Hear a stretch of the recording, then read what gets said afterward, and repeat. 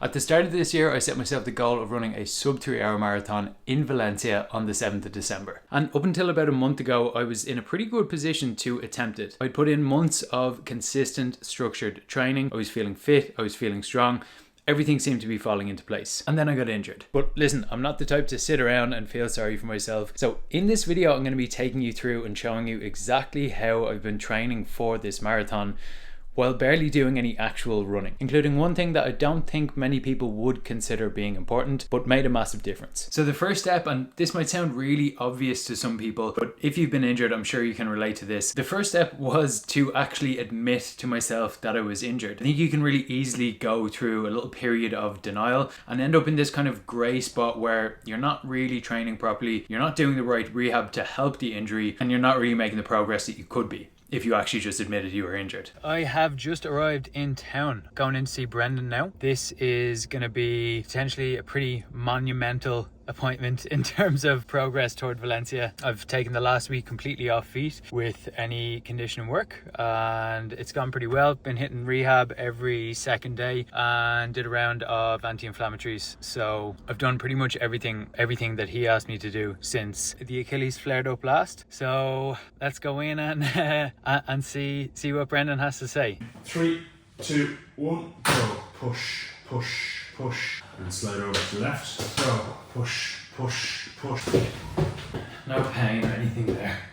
Because we're getting to crunch time. Getting the actual diagnosis from my physio, seeing him the second time after I flared up the second time, actually was almost in a way empowering. Alrighty, so some pretty good news. As we could see in those clips, we basically did a couple of tests to see what the strength difference is like, and then also just sort of how it was feeling on the likes of those pogo hops. Long story short, it felt pretty good, so he gave me the green light, the all clear to go ahead and try out a little bit of a run, and then to sprinkle in some more runs, so basically day on, day off, and just gradually build back up the volume, because obviously my volume was fairly high. So yeah, I've just had a full week off running. I'm not gonna just jump back up to 80 something kilometers in a week, so we have to gradually make our way up there. But positive signs, positive thoughts. I think, to be completely honest, in terms of how I feel right now, you know, I've been here kind of already a few weeks ago, so I am a bit wary, a little bit maybe nervous to see how this run goes later on. There's no two ways about it. We have to go out and test the waters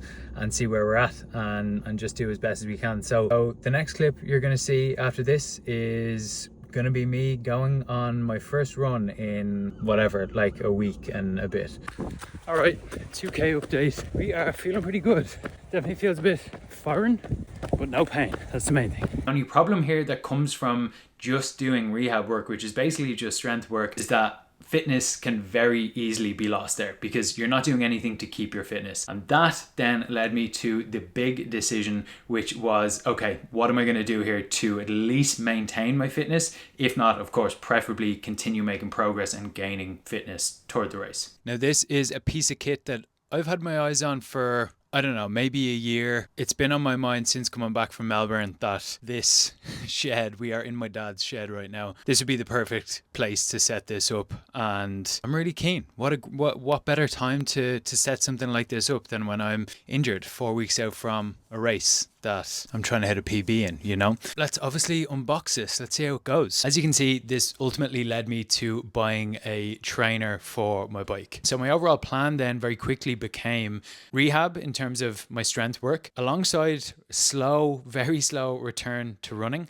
alongside Zwift or trainer for my main kind of conditioning and fitness. It's the 9th of November. I'm running Valencia Marathon in 4 weeks time. I should currently be probably just finished like a 90k week, but we're here. By the way, yeah, I should probably introduce these shorts first. I'm not a cyclist, so this is like a pair I have from years ago. They have the bib in them, but they're kind of like a little boxer short. They're supposed to be worn under like normal shorts. I don't know, or they may be for like commuters or something like that. I'll have to get more bib shorts. Yeah, mentally probably finding that I'm in a bit of a, not a tough place, but kind of hard to know how to feel around the Achilles, because I keep telling myself I'm not an elite athlete.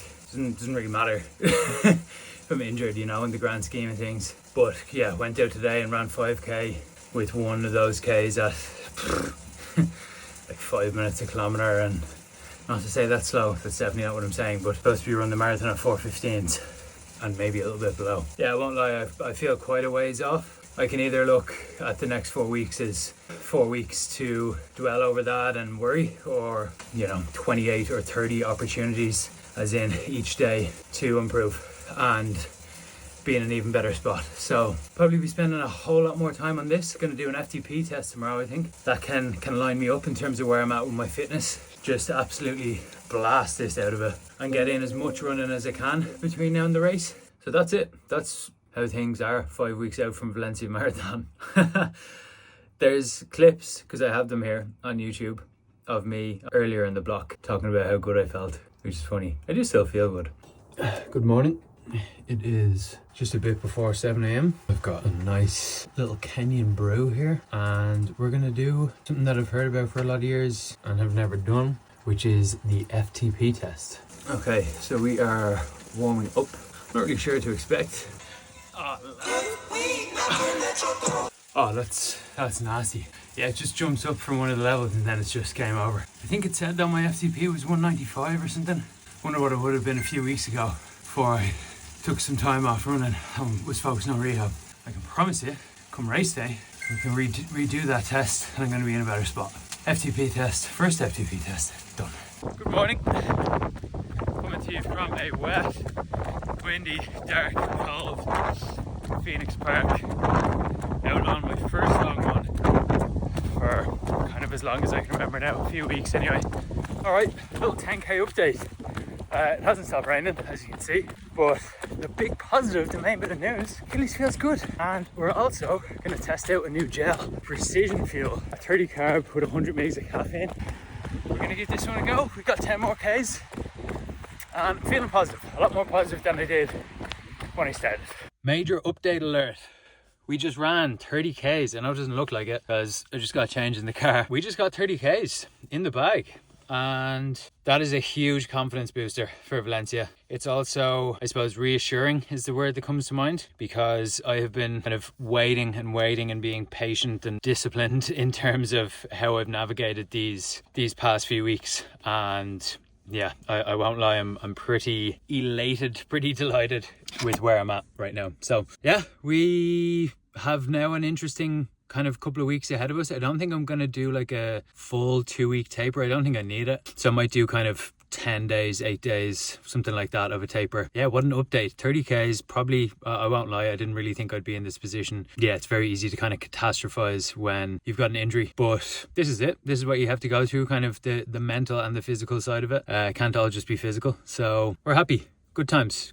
Roll on the next couple of weeks. Roll on Valencia. I'm probably looking forward to it now more than I was yesterday. Now, the part of all this that I have found most maybe interesting or unexpected, which I mentioned at the start of the video, was the mental side of it. And like I said, I've definitely took a little bit of time to maybe admit and accept that I was injured.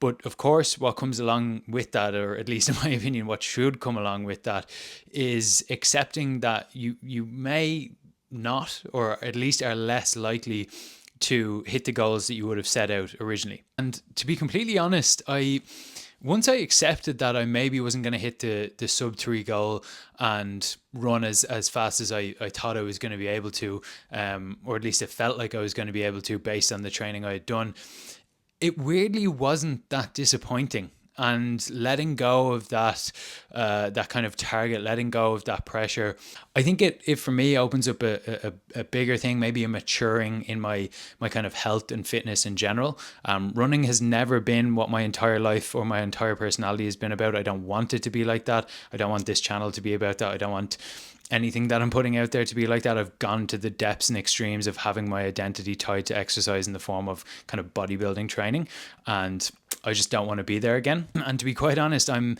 looking forward to looking back on how I am presenting myself now in this clip, maybe in a couple of months, or maybe half a year or a year down the line, to see where I'm at with my kind of training and everything. And I suppose realistically, getting injured is always part of the process. You learn a lot about yourself along the way, and maybe this is just another one of those lessons that I'm going to learn. The fact that I'm not that pissed off or not that down about this injury, I think maybe it just takes the pressure off in the whole, like in the big picture.